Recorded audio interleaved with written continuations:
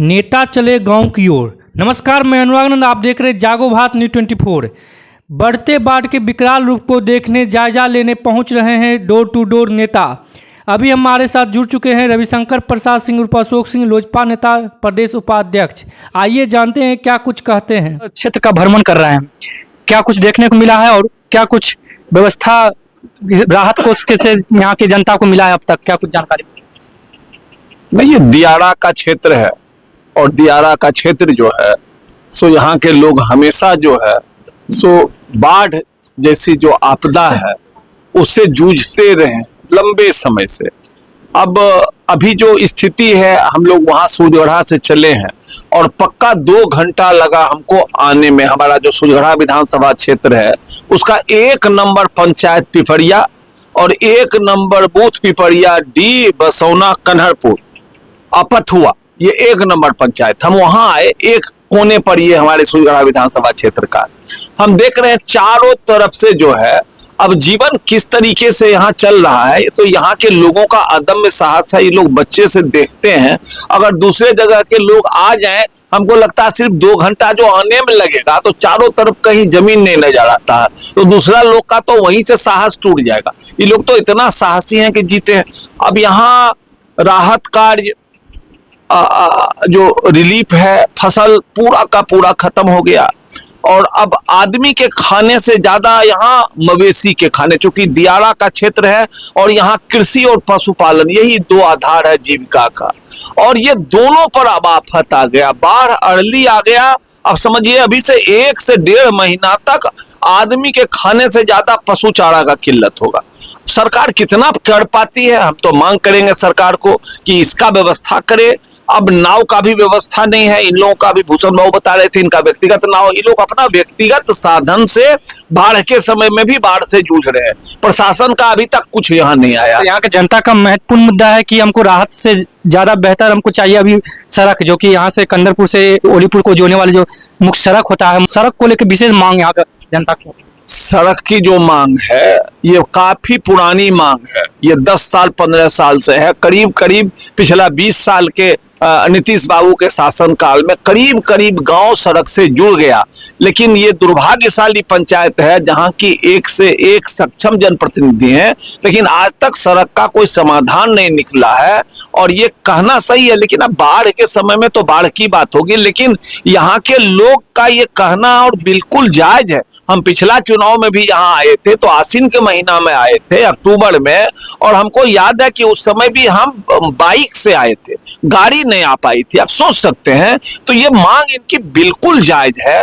और हम तो क्या राहत ना राहत तो हम तो सरकार से ही मांग करेंगे, और अभी जो बाढ़ राहत है उसका भी हम मांग करते हैं, लेकिन जो सड़क की समस्या है ये एकदम मुख्य समस्या है। और अगर यहाँ के लोगों को सड़क से सिर्फ जोड़ दिया जाता है तो फिर ये लोग खुद सक्षम है अपना विकास कर लेने को। तो हम तो इन लोगों के आवाज में अपना आवाज मिलाते हैं। अगर हमारी आवाज जो सक्षम जनप्रतिनिधि हैं आदरणीय वहां तक पहुंचती है और जिला प्रशासन तक पहुंचती है, तो हम उन लोगों से करबद्ध विनती करते हैं कि अब पिपरिया पंचायत के लोग, चाहे वो बसौना के हों, पिपरिया डी के हों, कन्हरपुर के हों, पथुआ के हों, इनकी जो मुख्य समस्या है आजादी के 78 साल बाद भी अगर ये गांव सड़क से नहीं जुड़ पाया है, अपने आप में बहुत बड़ा सवाल है विकास की राजनीति पर, बिहार की राजनीति पर। और हम इसमें कोई दोषारोपण की अब तक कर हमको आजादी मिला ही नहीं, बिल्कुल नहीं। आजादी का तो जो मतलब होता है यही था, आजादी का मतलब था कि सब काम तो 20, 25, 30 साल में हो जाना था,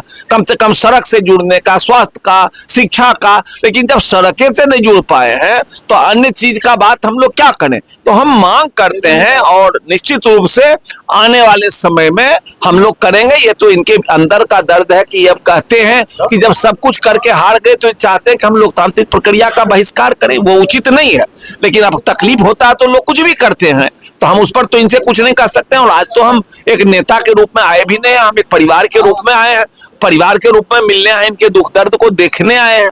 ये इन लोगों की दरिया दिली है कि आज भी ये अपना समस्या नहीं बता रहे हैं। हम लोग 20 आदमी आए तो हम लोग का स्वागत कर रहे हैं, जो इनका संस्कार है दियारा का, कि अगर आप आते हैं तो अपना दुख भूल के अभी भी हम लोगों को चाय और नाश्ता करवा रहे हैं। लेकिन अपने आप में हम लोग इनको देखते हैं तो लगता है कि इनको वो सुविधा मिलना चाहिए, कम से कम सड़क का, बढ़िया हॉस्पिटल का, सब कुछ का सुविधा मिलना चाहिए।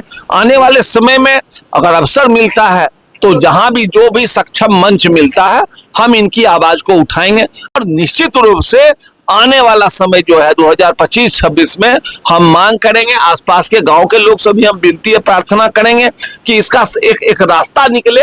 रास्ता तो कहीं अगर सर्वे का रास्ता, और दिरा में सर्वे का रास्ता होता बहुत कम है, तो कहीं ना कहीं किन्हीं के निजी जमीन पर आएगा। जिन लोगों का भी है सब लोग बैठ के एक रास्ता निकालें, सब लोग अपने लोग हैं, और किन्हीं का इंटरेस्ट को हर्ट किए बिना इस गांव को, इस पंचायत को सड़क मिलना चाहिए, दोनों तरफ से सड़क से जोड़ना चाहिए। और अभी वर्तमान समय में जो अगला 1 महीना है बहुत चुनौतीपूर्ण है, इसमें प्रशासन व्यवस्था करे। एक भी अगर रोगी मरीज होते हैं तो उनको इलाज हो। अभी अभी ये बरसात का समय है, चारों तरफ से पानी आया, रात में विषैला जीव जंतु का खतरा है, उसके लिए अगर ये व्यवस्था नहीं होती है तो कहीं ना कहीं ये सवाल उठेगा। इसलिए हम तो अभी डीएम साहब से बात हुई, उन्होंने कहा कि अब फोटो भेजिए, देखते हैं हम लोग क्या कर पाते हैं। अब कहाँ तक क्या कर पाते हैं, सूरजी चक के लोगों को वहाँ पदाधिकारी से आपको लगातार बातचीत हो रहा है?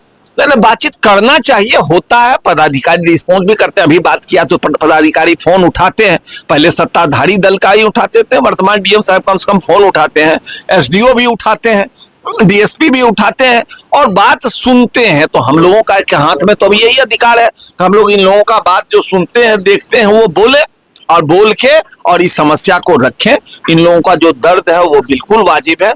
हम आशा ने, हमको विश्वास है कि आने वाले समय में इनका ये समस्या का समाधान होगा और हम लोग फिर रोड पर चल के आएंगे भूषण बाबू और पारो बाबू के पास, और तब फिर कर कूटनीति का बातचीत होगा। हम लोग ये सोचते हैं, आशा करते हैं। आप सुन रहे थे लोजपा नेता प्रदेश उपाध्यक्ष रविशंकर प्रसाद सिंह अशोक सिंह को। इसी के साथ देखते रहे जागो भारत न्यूज़ 24। नमस्कार।